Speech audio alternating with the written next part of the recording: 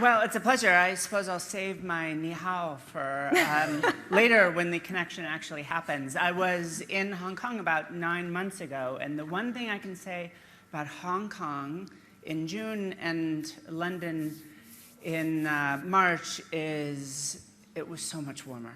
And I miss that right now in the moment, but it's still lovely to be here.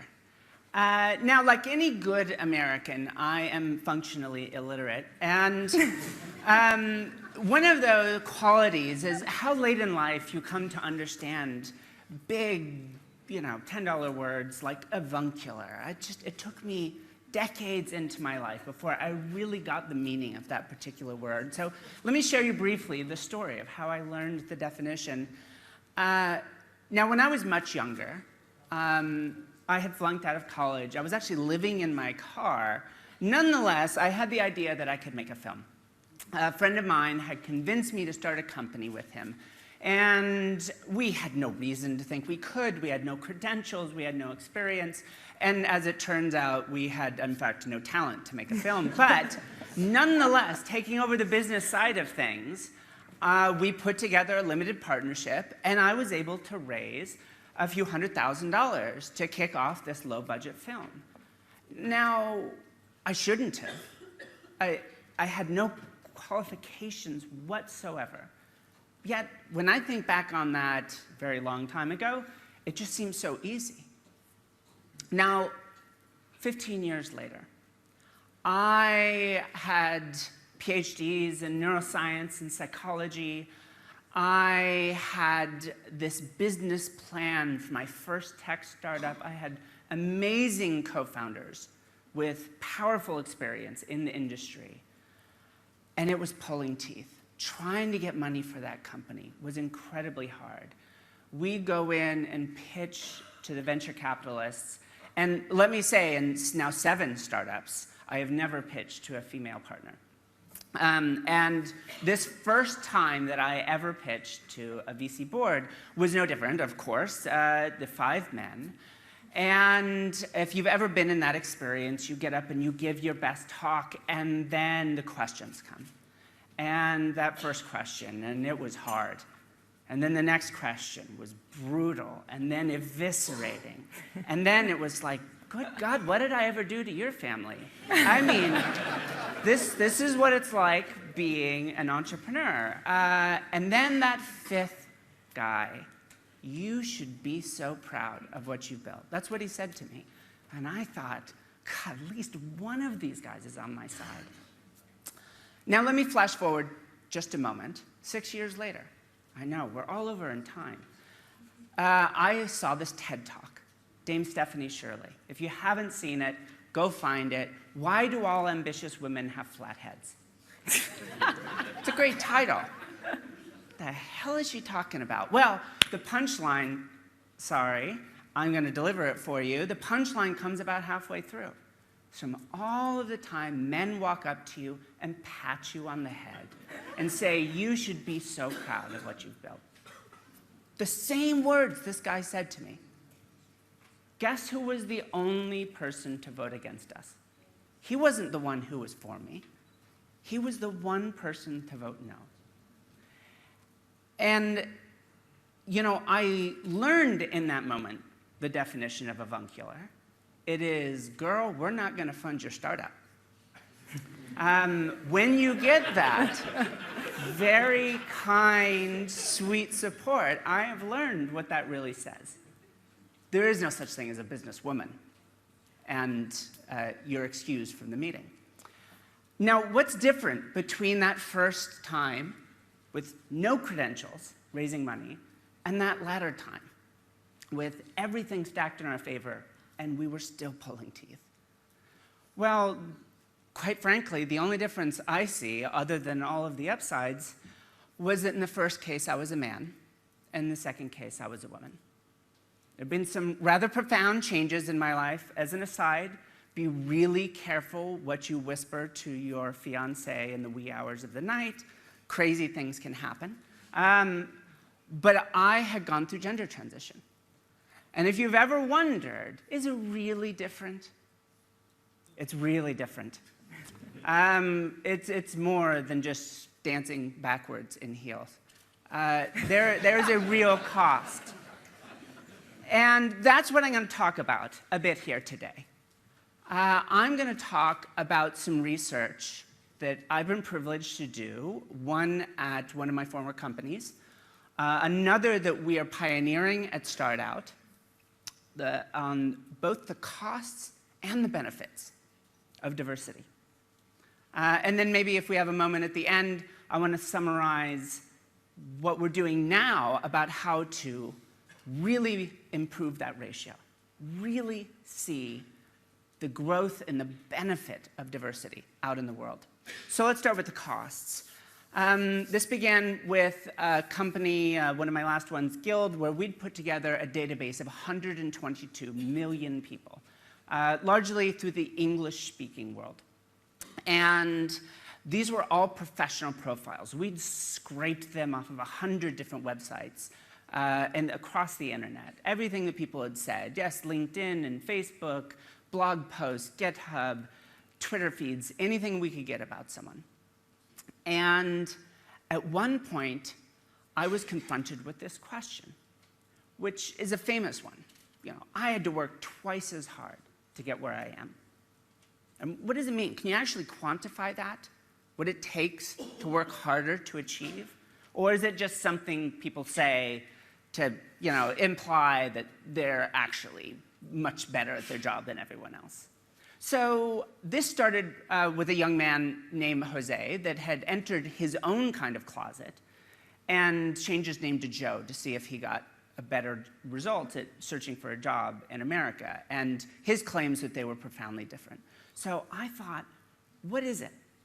What is that cost? How much harder do you have to work? And for the sake of today, I thought, although we're not in fact connected to Hong Kong at the moment, or though maybe we will be at some point, I thought I'll pull out two examples of this work where we were able to go in and actually compute the cost of being different. So in the first case, let's start with being a gay man in England. Is there a real cost to being gay? It's a very open world. I come from Berkeley. There are many people there that think that there is no longer some penalty for being different. So we looked, and what we're able to look at is say, what is the financial, we're going to look at economic literature. We're going to call it signaling cost. So all the additional signaling, the fancier schools, the improved resume that you need to communicate to the world how good you are. So what is incumbent on a gay man to get the same probability of a promotion for the same quality of work? It may sound like a very hard question to answer, but I work with machine learning and a database of 100 million people, and we can actually get at that. And it turns out we can come up with this number. That cost, it turns out, is about 35,000 pounds. Now, that may sound like an enormous number, but let's think about this problem. If we randomly selected 10% of all the young men born in England and said, you owe us 35,000 pounds, and over the next 20 years of your life, we're going to extract that from your family. That would have a profound impact on those people that we had arbitrarily chosen. And yet, if you are a gay man entering the business world, that is in fact what society extracts from you. You have to go to better schools for longer. You have to have worked at better companies to get the same probability of promotion for the same quality of work. I call this a tax. This is the tax on being different. And it's a very real tax. But it's not one that paves roads. It doesn't build bridges. It doesn't pay for defense. It's just heat loss in our economy. And sometimes people say, well, but in working harder, didn't they grow? No, this isn't extra work to grow. This is extra work just to prove who you are. Now, let's take this to a bigger number. What is the tax on being a woman in the technology industry in Hong Kong and Singapore? So we use the same methodology. We look at our giant database. We look at differences in promotions. We build models that equates the quality of work people do. That tax turns out to be somewhere between $800 and $1.5 million. Now you wonder, how could it possibly be so big? Well, to get that equal probability of promotion for the same quality of work often takes as much as earning a PhD versus having no degree whatsoever. That's what it takes for a woman to compete in the technology industry in parts of Asia. And you think about the tuition and the opportunity costs accumulated across 10 years of your life.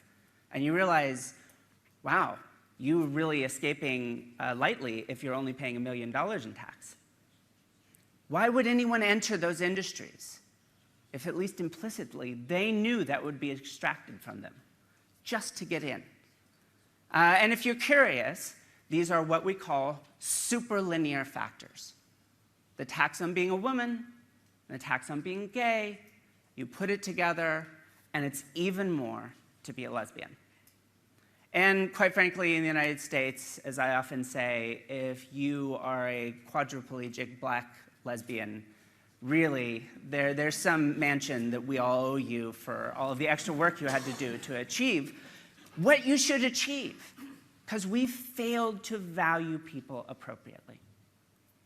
So at StartOut, in conjunction with Credit Suisse, we've launched a new research project. The full report will be coming out in coming months, but a little preview here on some of our findings, and then some of my colleagues in New York are going to follow up on recent analyses out of a giant survey that we ran. I do big data. So I crawled out through the web, yes, not me physically, but let's imagine it, and I tracked entrepreneurs in the United States, tens of thousands of them. And we looked at what it meant to be a gay, lesbian, transgender entrepreneur. And one of the most fascinating things we found was, so in the United States, in certain states, you can be fired simply for being who you are. You're gay, thank you, but we don't need you anymore. Whereas in other states, you can't be. So this creates an interesting little experiment, a general statement about how we value people. So I thought, what if I tracked all of these entrepreneurs and looked at where they started? Turns out, as you may well be aware, entrepreneurs tend to migrate away from certain places. In our case in America, the Midwest and the South, and move towards, famously, San Francisco, Seattle, New York, Boston, yes, to a degree Chicago and other places, but overwhelmingly there's movement. Well, LGBT entrepreneurs, massive. That is all they do. They don't stay. They move to a place where they will be celebrated. Now, this is interesting for a very crucial reason. Right now, you may have heard there's an election that's warming up in the US. There is a completely separate issue about that election, which I won't touch on, but yes, we're all very frightened. But one of the things that you hear frequently, particularly from the Republican candidates, is we want to create a pro-growth, business-friendly economy. And you know what they mean by that. Decrease regulation, decrease taxes. What's going to go along with that implicitly is also a certain degree of social conservatism. Does that matter? I've started 7 companies. God, I hate the regulation. Please, someone allow me to file my taxes online, for Christ's sake. But entrepreneurs don't care. One of the most regulated, highly taxed places in the United States is San Francisco, and that's where we go. And if you are gay or lesbian, you overwhelmingly go there, or New York, or any of these highly regulated economies, despite the claim that those are anti-business and anti-growth. And when you look at the jobs created by those entrepreneurs, we tend to think of, well, a job moved out of California and moved to Texas. Therefore, Texas must have a better business environment. But by tracking these LGBT entrepreneurs, we have seen over the last 10 years, perhaps as much as 3 million jobs moved out of the South and the Midwest to San Francisco and New York, to the state of Washington and Boston. And although we have not yet expanded our analyses to Europe and the rest of the world, I'm willing to bet that we'd see the exact same trend. That overwhelmingly, people leave discriminatory business environments, places where they know they can never succeed, and they take their creative potential someplace else. And what is missed in our common discourse around creating pro-growth economies is that what they bring with them to those new homes are millions of jobs. I will take these jobs and the creation of headquarter type economies over the call center jobs that move back out of California any day of the week. And I think this is likely to be true of the entrepreneurial economies in London and in Berlin and around the world. So now we see two things. There truly is a cost, a tax. I'm being gay, I'm being lesbian, and let's be clear, if you are gender nonconforming, first off, I can't compute that tax because there simply aren't enough people represented in my database. And if I could, it may very well be infinite. But there are real benefits to recognizing the potential of this population. Millions of jobs. But what's missing between that and all of the famous literature we probably have all read, having more women on your boards increases returns to shareholders. Having more diverse teams increases creative problem solving. But there's a disconnect between this sort of big language, population level analysis, and what I can do in the moment. So this is a new initiative my company Socos has started with the group Open Finance on Wall Street, is can we actually build tools that connect to a decision in the moment? I've got 2 resumes in front of me. I'm not a bad person. But I really think the straight white guy is the better candidate.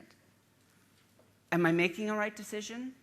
Do I lead my meetings in an open and fair way that give everyone a chance to participate? Am I doing everything I can to maximize the talent pool in my company? Well, we think we can do better. And not because the goal is helping disenfranchised people. The help is for us. We're the ones that need it. We are the ones trapped in a human brain. Remember, this is the thing that if we want to add 2 big numbers together, we need a piece of paper and a pencil. And yet, we think that with that same brain, we can sum up the potential value of a human life in a moment, in a glance, without any help. I'm focused as a data scientist, as a neuroscientist, and as an entrepreneur in building the kind of tools that will allow us to value every life appropriately. I want to build that world. I want my kids to live in that world, where every single human life is fully valued for what it is. I build glasses. That's what I do in my work. I build glasses that we can all wear so that we can see the world for what it truly is. I don't think that discrimination is done by villains. It's done by humans. It's done by us. And there is some business world out there in which we build an economy based on the talent pool of 7 billion rather than the talent pool of a few 100 million people, because they were the only ones that happened to be born into a life that was fully valued. So I want to move beyond social justice and into self-interest. I want to think of this in a greedy, rational way. It's possible for us not have to dance backwards in heels, but for us to repeal those taxes, for us to keep some of those jobs at home rather than exporting them to communities that value people more appropriately. And that's the core of what we're trying to do, really taking hard numbers to drive this decision-making and someday create a world in which we can all benefit from the human potential of everyone around us. So thank you very much. Thank you.